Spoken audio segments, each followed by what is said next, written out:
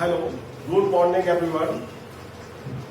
Today I am teaching you Geography, Chapter 2, Conservation of Land Resources. भू संसाधनों का संरक्षण, क्लास 8 का second chapter, Conservation of Land Resources. Now open your textbook and come along me. Page number 15.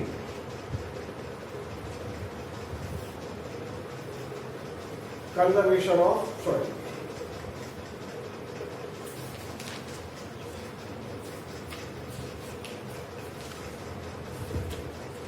Soil conservation means protection, preservation and proper utilization of soil. भू संरक्षण का अर्थ है उसका बचाव करना, उसका संरक्षण करना और भूमि का अर्थात मिट्टी का उचित उपयोग में लेना. The fertility of the accused soils can be regained by intensive manuring. जो मिट्टी की उपजाऊ शक्ति चली जाती है उसको पुनः प्राप्त किया जा सकता है. क्या करके? Intensive manuring. उसमें उचित मात्रा में खाद लगाकर, जिसे देशी खाद कहते हैं. यूज ऑफ केमिकल फर्टिलाइजर्स, रासायनिक उर्वरक का प्रयोग करके, क्रॉप रोटेशन, फसल चक्र अपना करके, and leaving of the fields fallow for some time. और खेत को कुछ समय के लिए अर्थात एक फसल के लिए खाली छोड़कर, अर्थात उसमें एक सीजन में फसल न उगाई जाए, खेत को खाली छोड़ दिया जाए, तब भी उसकी फर्टिलिटी इंक्रीज हो जाती है. The measures for soil conservation should be plan और scientific lines and implemented with the active participation of farmers. भू संरक्षण के लिए जो उपाय हैं उसके अंदर किसान को करना चाहिए. एक योजना बनानी चाहिए, तकनीकी उपयोग में लेनी चाहिए और उसको सक्रिय होकर के लागू करना चाहिए. Some methods of soil conservation, उनमें से कुछ तरीके बताए गए हैं भू संरक्षण किस किस प्रकार से किया जा सकता है. Mulching. The bare ground between plants is covered with a layer of organic matter like straw. The bare ground between plants is covered with a layer of organic matter like straw. दो पौधों के बीच की दूरी हो उसको हमें जिसे फूस कहते हैं या भूसा कहते हैं उसे ढक देना चाहिए. It helps to retain soil moisture. इससे भूमि के अंदर नमी बढ़ती है. moisture. Counter plowing. Plowing along counters can decrease the flow of water down the slopes. जहां पर ढालू खेत होते हैं अगर उस पर काउंटर प्लोइंग करेंगे, जो जुताई है खेत की वो क्रॉस पे करेंगे तो उससे क्या होगा, पानी का फ्लो है वो कम होगा और कम होगा तो उसकी जो फर्टिलिटी है वो डिक्रीज नहीं होगी. क्योंकि खेत से अगर बह करके पानी बाहर निकल जाता है तो उस फील्ड की, उस खेत की फर्टिलिटी डिक्रीज हो जाती है. Terrace cultivation. Steps can be cut out on the slopes making terrace. जो ढालू खेत है उसको टेरेस नुमा बनाया जा सकता है. इट रिस्ट्रिक्ट्स सॉइल इरोजन, और इससे भू अपरदन भी नहीं होता अर्थात मिट्टी का कटाव नहीं होता. Strip cropping. Strip of grass are ground between the crops. फसलों के बीच में घास की पट्टी लगानी चाहिए. This breaks the force of wind. इससे जो हवा का दबाव होता है वह कम होगा. Shelter belts. छायादार वृक्ष लगाने चाहिए. Rows of tree are planted to create shelter. वृक्षों की कतार या पंक्तियां लगानी चाहिए पंक्तियों में. They check the speed of the wind. वे हवा की गति को रोकते हैं. It helps in stagnation of sand dune. और इससे जो रेत की चोटियां बनती हैं वो बनना कम हो जाती है, जिन्हें टिब्बे कहते हैं टीले. रॉक बेड, चट्टान पहाड़. Rocks are piled to slow the speed of river. चट्टानों का ढेर लग जाता है, उससे slow the speed of river, जो नदी है, नदी की गति अर्थात नदी के पानी की गति कम हो जाती है। It prevents gullies and soil erosion, इससे बुलीज नहीं बनती और भूमि अपरदन नहीं होता है। Contour barriers, stones, grass, soil are used to build barriers.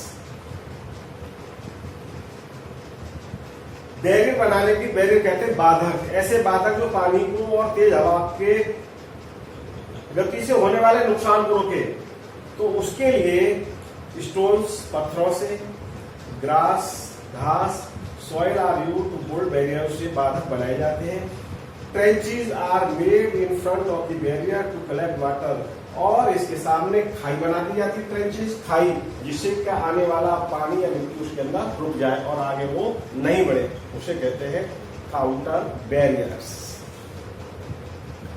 Crop rotation, फसल चक्र, विदाउट लीविंग लैंड अनकल्टिवेटेड या follow can also prevent soil halogen. यदि हम अपने खेत को खाली नहीं छोड़ना चाहते हैं तो हमें फसल चक्र अपना करके भी हम अपने खेत की फर्टिलिटी पावर अर्थात उसकी जो उर्वरा शक्ति है उसे बढ़ा सकते हैं, फसल चक्र अपना करके। Next, water and its importance, जल और उसका महत्व। Water and its importance, earth is called the water planet, पृथ्वी को जल ग्रह भी कहा जाता है।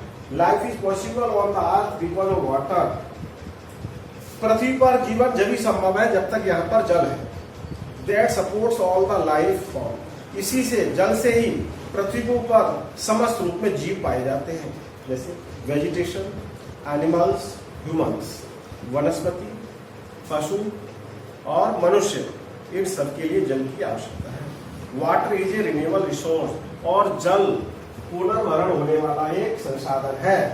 The water made available on earth by the operation of the hydrological cycle is termed as fresh water। जो पृथ्वी पर जल की उपलब्धता है वह एक हाइड्रोलॉजिकल साइकिल है, एक जल चक्र है, और उसे हम शुद्ध जल भी कहते हैं। It is just 1% of the total water available on the अर्थ, जितना अर्थ पर, पृथ्वी पर जल उपलब्ध है उसका यह फ्रेश वाटर केवल मात्र 1% है, 1%। Water is an constant motion, जो जल है वो लगातार गतिशील है। साइक्लिंग थ्रू द ओशंस, महासागरों से इसका चक्र बनता है। द एयर से, the land and back again through the process of evaporation, फिर पुनः अपनी उसी स्थिति में आ जाता है। एवापोरेशन, वाष्पोत्सर्जन जिसे भाप का बनना कहते हैं। प्रेसिपिटेशन, बरसात, ओला अन्य रूप से आता है, उसे प्रेसिपिटेशन। एंड रन ऑफ, और पानी का बहना। This is called water cycle, और इस पूरी प्रक्रिया को मिला करके वाटर साइकिल कहा जाता है, जलीय चक्र का। Water has a great influence on all aspects of human life, मानव जीवन के हर पहलू पर जल का प्रभाव है। The oceans are responsible for reducing extreme temperature, जो महासागर हैं वे तापमान को घटाने में उत्तरदायी है। Water provides hydroelectricity to us, जल से ही हमें बिजली मिलती है, जिसे हाइड्रोइलेक्ट्रिसिटी कहते हैं या जल विद्युत भी कह सकते हैं। It forms an important constant of the body weight of animals and human beings. It forms an important constant, यह हमारे मनुष्य, जानवर सभी के शरीर में भी पाया जाता है। 3/4 of the earth's surface is covered with water. 3/4, 3/4 जो हिस्सा है अर्थ का, पृथ्वी का, वो जल से ढका हुआ है। But only small proportion of fresh water can be, लेकिन उसका एक छोटा सा हिस्सा ही हम उपयोग में ले सकते हैं। डिस्ट्रीब्यूशन ऑफ वाटर, जल का वितरण। कहाँ कितना जल है। We know that water covers 71% of Earth. हम सब जानते हैं कि हमारी पृथ्वी का लगभग 71% क्षेत्र में जल है। It is hard to believe that 97.3 of this water is salt water. और इस जल का 97.3% खारा पानी है, जो हमारे उपयोग में करने लायक नहीं, जिसे सलाइड वाटर कह सकते हैं, साल्टी वाटर कह सकते हैं, और खारा जल कह सकते हैं। And not fit for human use. The fresh water we have is mostly frozen.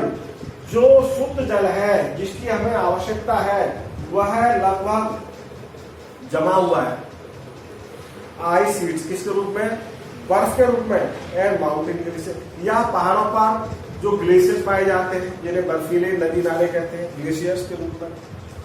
Lakes, ponds, rivers and streams are the source of fresh water. झीलें, तालाब, नदियां, नाले आदि शुद्ध जल के सोर्स है, स्रोत है।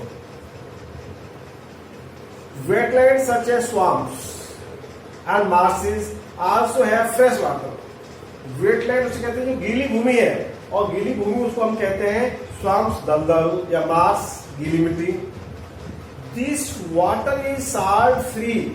यह जल जो दलदल में पाए जाने वाला जल है वह साल्ट फ्री है, and account for less than of 0.5% of the world's water supply. और करीब करीब 0.5% से भी कम यह पूरे वर्ल्ड की जल की आपूर्ति भी करता है। वाटर एग्जिस्ट मेनली इन 3 फॉर्म। जो जल है हमारे यहाँ वो मुख्य रूप से 3 रूप में पाया जाता है। वे 3 रूप कौन कौन से हैं?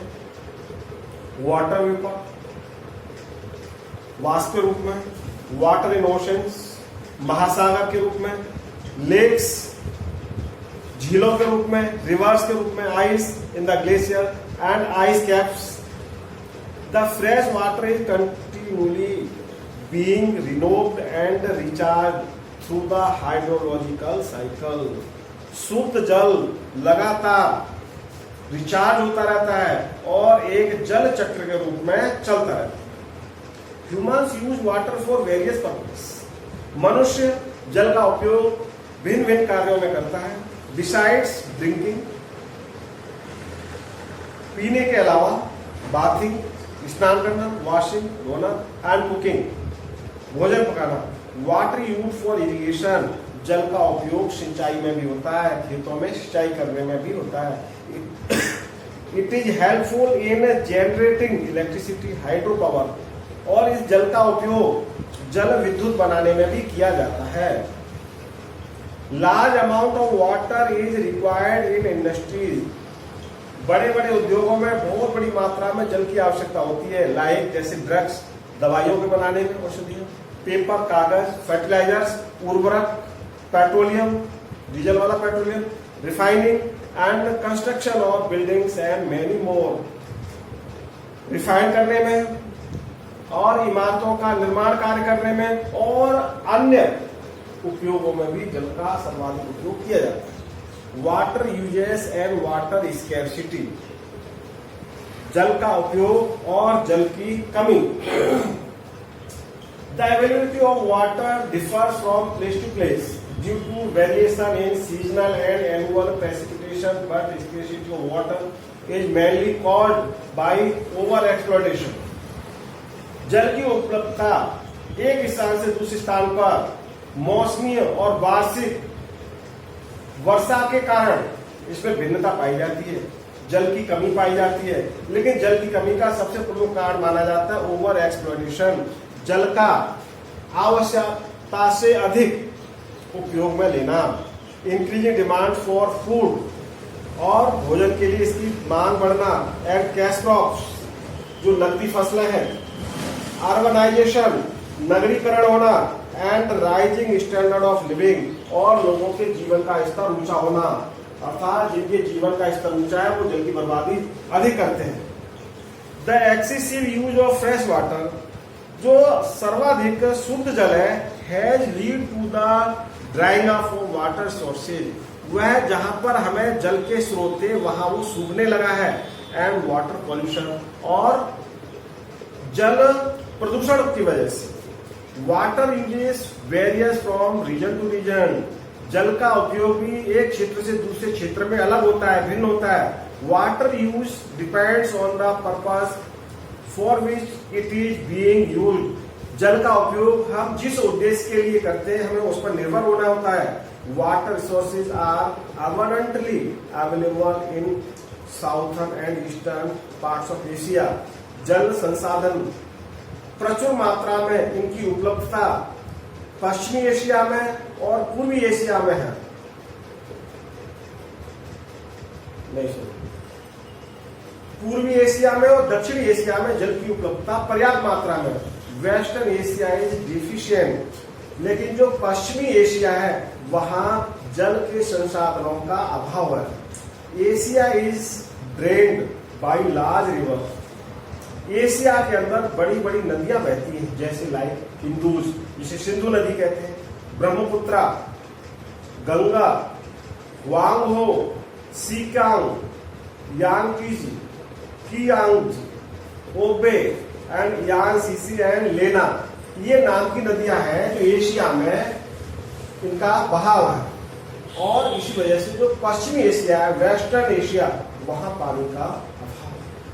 There is scarcity of water in many regions of the world, विश्व के अनेक क्षेत्रों में जल का अभाव है।